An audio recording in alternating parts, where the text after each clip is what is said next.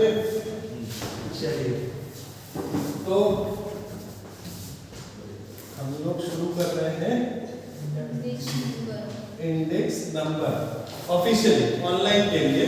Offline के लिए तो कल ऑलरेडी हो चुका है, ठीक। तो इंडेक्स नंबर है क्या? बेसिकली पुराना घिसा पड़ा डायलॉग, शब्द के पास जाइए। हाँ बताओ भाई, कोरियोग्राफर।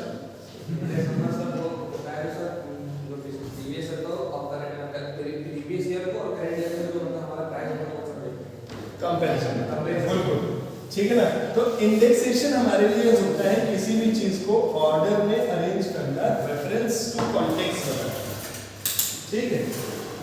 ठीक, किसी भी चीज का रेफरेंस टू कॉन्टेक्स्ट बनाने के लिए हमारा इंडेक्स इस्तेमाल होता है, ठीक। कंपेरेबिलिटी के लिए किसी भी गिवन पॉइंट पे इमीडिएटली अराइव होने के लिए इंडेक्स अराइव होता है, ठीक। सिंपल सी चीज, बुक में इंडेक्स होता है ताकि आप किसी एक पर्टिकुलर टॉपिक पे तुरंत पहुंच जाए, है ना, किसी कंक्लूजन पे तुरंत पहुंच जाए। वैसे वैसा सिमिलरली हमने कल जैसे एग्जांपल पहले दिया था कि हम लोग क्या करते हैं, हम लोग जब इनकम टैक्स पढ़ते हैं, ठीक है, इसके अंदर एक हेड आता है कैपिटल गेन, ठीक। कैपिटल गेन में क्या होता है, जब भी आपकी कोई एक ऐसी एसेट जो कि 1 साल से ऊपर की होती है, ठीक है, तो हम उसमें क्या कैलकुलेट करते हैं, LTCG, long term capital gain, ठीक।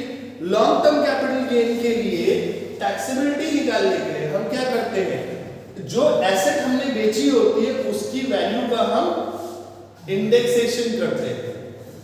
इंडेक्सेशन मतलब उसको करंट वैल्यू के हिसाब से उसके प्राइस का एडजस्टमेंट करते हैं।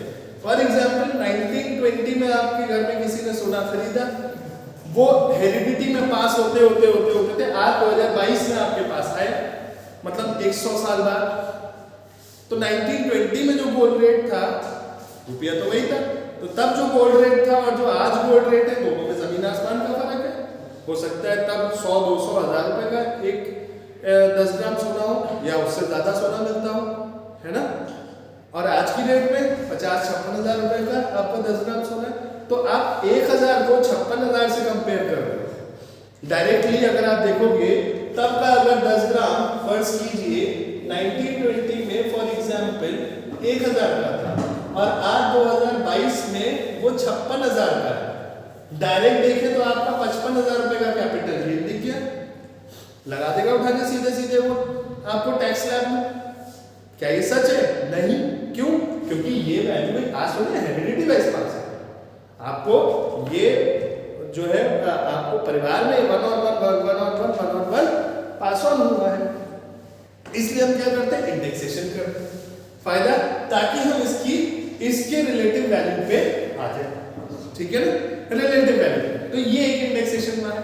सिमिलरली स्टैटिस्टिक्स भी हमें कंपैरिजन के लिए एक टूल देती है, index number.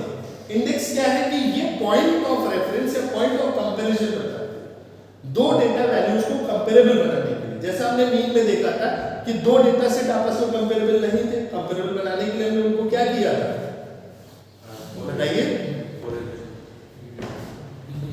Correlation, regression, mean deviation, coefficient, भूल गए सर, सब मैंने आंसर। बेहतरीन। चलिए, कंपेरेबिलिटी जब तक डेटा की नहीं होगी, डेटा के साथ डेटा एनालिसिस में जो की फीचर है कि जो भी हमारे पास डेटा होगा वो कंपेरेबल होना चाहिए। कंपेरेबल कब होगा, जब स्टैंडर्डाइज्ड होगा, है ना।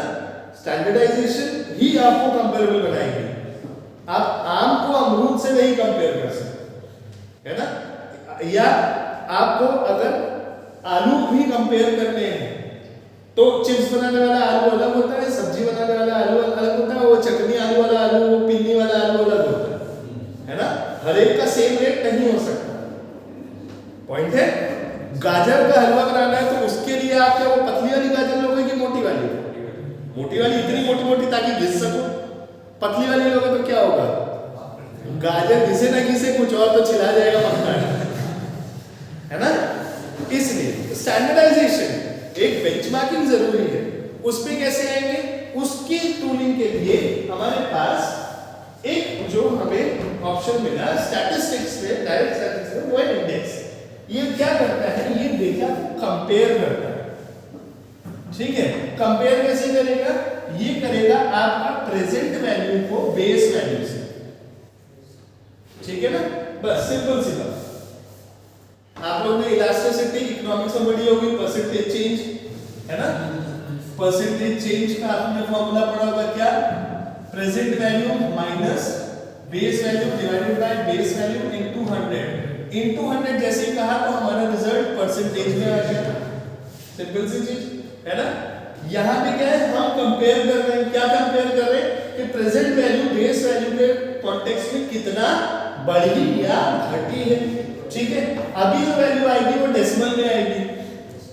ठीक है ना, अभी जो वैल्यू आएगी प्रेजेंट डिवाइडेड बाय बेस, जो भी वैल्यू आएगी डेसिमल में आएगी।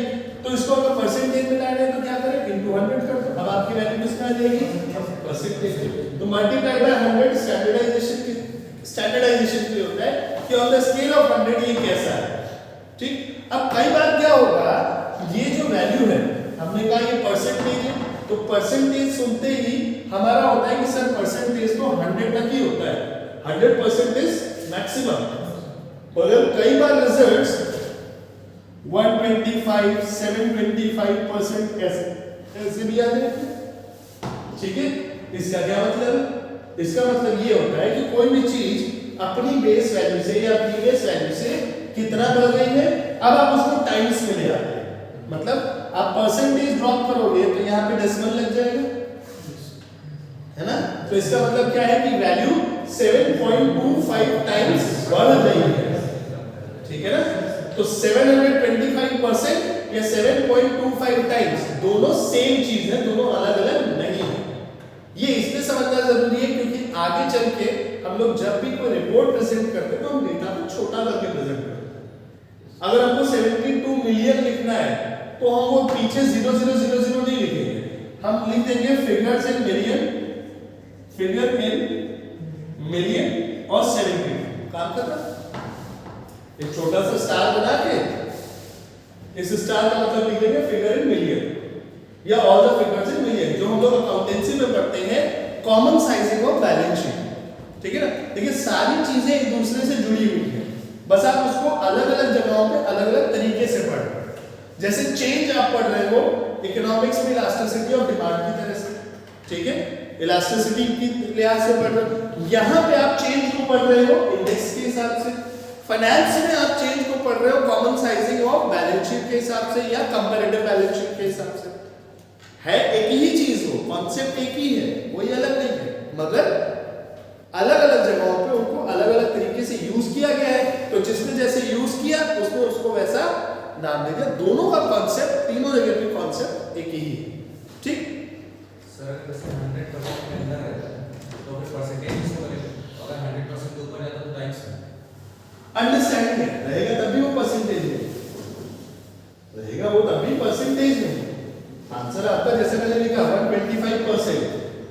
ठीक है, इसका मतलब क्या है 100 प्लस 0.25% और बढ़ा दिया 125 या 1.25 टाइम्स जितना था उतना। मतलब इसका मतलब क्या है 1.25 टाइम्स का मतलब क्या है कि कोई चीज 100 थी, अब वो बढ़ के कितना हो गई है। इसको आप ऐसे ही तो लिखोगे, है ना। अब मल्टीप्लाई बाय 100 कर दिया तो ये कितना हो गया 125%। ठीक है, दोनों तरीके से दोनों तरीके से। ये क्वेश्चन में आपको कभी भी घुमा सकता है कि इतना टाइम से, तो टाइम से कोई दिक्कत नहीं है, उसको बटे 100 गुणे 100 कर दो, परसेंटेज हो जाएगा। ये समझाने के लिए क्या करें। ठीक है, चलिए अब बेसिकली इंडेक्स नंबर क्या करता है, इंडेक्स नंबर यूज होता है कंपैरिजन के लिए प्रीवियस वैल्यू को प्रेजेंट वैल्यू के साथ। ठीक है ना, तो जो हमारी प्रीवियस था और आज में चेंज है, तो चेंज कैसा है, ये काम कहां पे आएगा, ये काम आएगा आपका मशीन रिप्लेसमेंट में। जब आप अगले सेमेस्टर में ऑपरेशन रिसर्च पढ़ेंगे तब रिप्लेसमेंट आएगा, रिप्लेसमेंट क्वेश्चन कि हम एक मशीन को इस्तेमाल कर रहे हैं, उसकी एवरेज रनिंग कॉस्ट इतनी है, ठीक है, पहले रॉ कॉस्ट इतनी थी, ईयर ऑन ईयर उसकी कॉस्ट बढ़ती जा रही है, रनिंग कॉस्ट, ठीक है ना, मेंटेनेंस कॉस्ट। तो क्या करें, इसको रिप्लेस कर दें कि इसी को कंटिन्यू करें। तो आप किस फैक्टर से आ रहा है, उनको आप स्टडी करेंगे तब आप डिसीजन पे अराइव होंगे कि भैया क्योंकि हमारी कॉस्ट इन्फ्लेट होती जा रही है इसके आउटपुट के लिहाज से, तो हम क्या करें, इसको भाई अब रिप्लेसमेंट दें। इसको हम लोग और थोरली अगले सेमेस्टर में देखेंगे, मगर कॉन्सेप्ट यही यूज होगा। चेंज स्टडी करना पड़ेगा ना हमें वहां पे भी कि पिछले साल के मुकाबले इस साल हमारी कॉस्ट कितनी एलिवेट हो गई या फिर नीचे आ गई है ना। अगर नीचे आई है तो हम कैसे नीचे लेके आए, वो क्वालिटेटिव डिसीजन मेकिंग होती है, वो क्वांटिटेटिव नहीं है। तो हम लोग क्वांटिटेटिव फैक्टर्स को इस्तेमाल करके क्वालिटी के ऊपर काम करते हैं। ठीक, अब इंडेक्स नंबर को देखें अगर, तो इंडेक्स नंबर बेसिकली हमारा प्राइस के कॉन्टेक्स्ट में स्टडी होगा, क्वांटिटी के कॉन्टेक्स्ट में स्टडी होगा, कंपोजिट होगा, ठीक है, और स्पेशल होगा। ठीक, कुछ एक तरीके के हमारे इंडेक्सेस हैं जो हम स्टडी करते हैं। ठीक, यहां अगर देखें, ठीक है, अब प्राइस में अगर देखें तो प्राइस दो तरीके से होगा, एक होगा रिटेल प्राइस इंडेक्स, एक होगा होलसेल प्राइस इंडेक्स। ठीक है, रिटेल मतलब जो खुद का कंज्यूमर जो प्राइस पे कर रहा है उसके हिसाब से हमारा इंडेक्सेशन क्या है, प्राइस चेंज क्या आ रहा है। ये आप इंडेक्स नंबर या इन्फ्लेशन को जब इकोनॉमी पढ़ोगे नेशनल इनकम इकोनॉमिक्स में, तब आपको ये चीज दिखाई देगी, वहां पे आपको इंडेक्स नंबर काम आएगा डायरेक्टली। ठीक है ना, कि होलसेल प्राइस इंडेक्स क्या है, रिटेल प्राइस इंडेक्स क्या है। तो इंडेक्स की जब बात करते हैं तो चेंज क्या आ रहा है, ठीक है ना।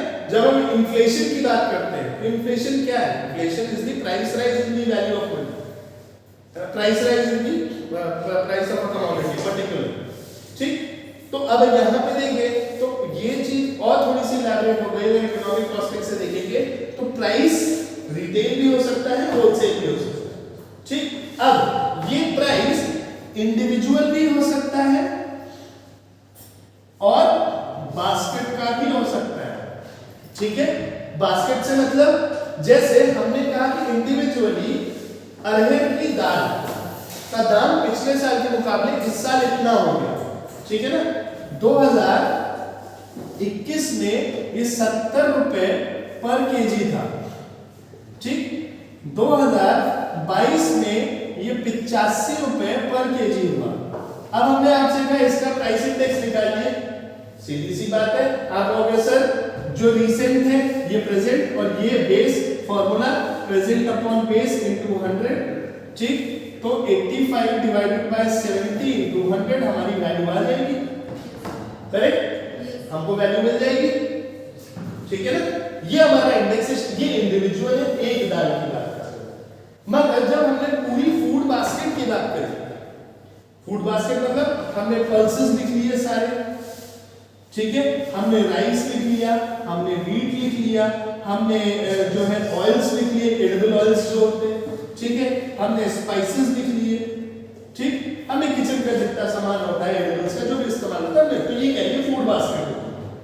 अब ये क्या हो जाएगा, ये कंपोजिट हो जाएगा। ठीक है, तो क्या है, retail individual retail price index, मतलब प्रोडक्ट प्राइस इंडेक्स हो गया एक, और एक होता है बास्केट कंपोजिट। तो कंपोजिट जो है यहां पे भी है और यहां पे भी है, क्लियर है। तो यहां पे प्राइस इंडेक्स में आपको वर्ड्स को ध्यान देना पड़ेगा।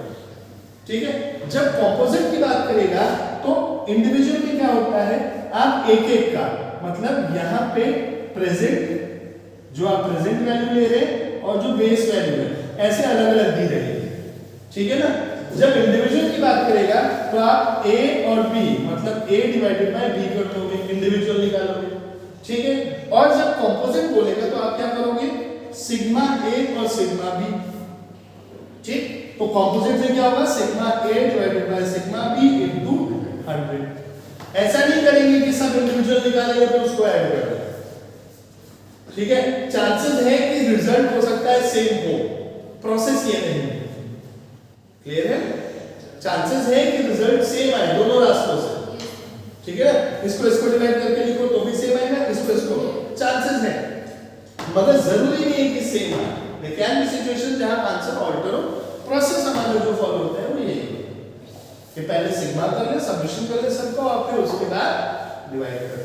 ठीक, तो ये तरीका है। सेम मेथड क्वांटिटी में फॉलो होता है हमारा, ठीक है।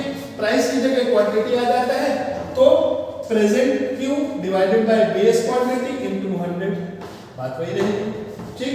कंपोजिट में क्या है, कंपोजिट में हम प्राइस एंड क्वांटिटी दोनों को एक साथ देखते हैं। मतलब प्राइस इंडेक्स में हम सिर्फ प्राइस को स्टडी करते हैं, प्राइस के चेंज को स्टडी करते हैं। क्वांटिटी में हम सिर्फ क्वांटिटी के चेंज को स्टडी करते हैं, और कंपोजिट में हम प्राइस और क्वांटिटी दोनों के चेंज को। अब आ जाता है स्पेशल में हमारे पास कई सारे मेथड्स हैं, ठीक है, जैसे लैप्सेस, साइकेस, बाउलिंग, ठीक है ना, तमाम 3 4 6 तरीके के हमारे पास मेथड्स हैं जिनको हम इसके अंदर में 1 बाय 1 देखेंगे, ठीक है। इसके आगे देख लेते हैं फॉर्मूले सारे एक साथ।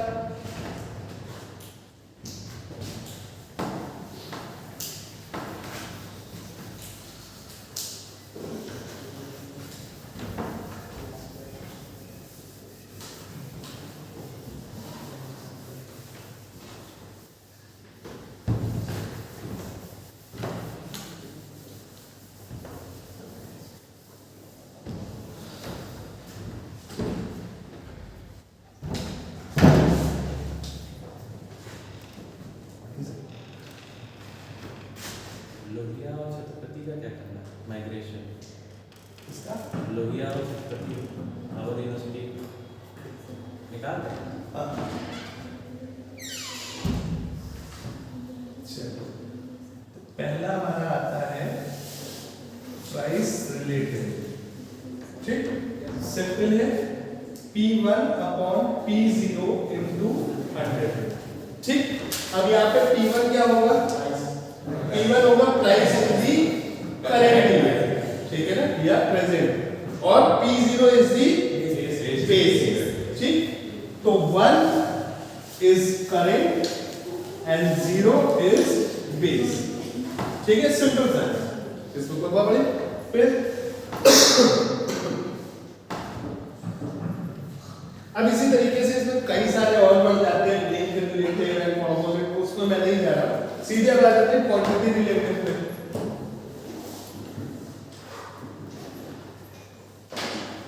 Quantity related price index Q1 upon Q0 into 100, simple है, quantity in the base year divided by quantity in the present year divided by the quantity in the base year, ठीक है। तो हमें वो इंडेक्स मिल जाएगा। अब आता है हमारा ग्रुप, ये तो हमारा है इंडिविजुअल, ठीक, जैसा हमने कहा था ग्रुप्ड बोलूं या बास्केट बोलूं बात वही होगी। तो ग्रुप्ड में क्या हो जाएगा formula, sigma P1 upon sigma P0 into 100, ये हो गया हमारा इंडिविजुअल के लिए, और ये हो गया हमारा ग्रुप्ड या बास्केट के लिए, ठीक है ना। कि अगर हम consumer price basket for edibles की बात करते हैं तो एडिबल्स में कितना जा रहा है, ठीक है ना। सिमिलरली अगर हम क्वांटिटी की बात करें, ठीक, तो यहां पे सिग्मा Q1 अपॉन सिग्मा, ठीक है, तो ये होगा हमारा पहला क्वेश्चन। अब इसी में क्वेश्चन देख लेते हैं, ठीक, और फिर इसके आगे हमारा बचेगा, अब जो इसके बाद हमारा जो क्वेश्चन बचेगा, ठीक है, वो होगा हमारा सबसे पहले तो कंपोजिट, ठीक है ना, जैसे P1 Q1 है, ठीक है, P1 Q1 divided by P0 Q0, composite simple वाला, ठीक है ना। फिर जो हमारा सही शुरू होना है वो होगा weighted relative weighted price index, ठीक, then special ones and cost of living index, ये 3 है। तो इसको अभी सेकंड पार्ट में देखते हैं, तब तक पहले क्वेश्चन देख लेते हैं, ठीक। चल भाई बंद हो जा।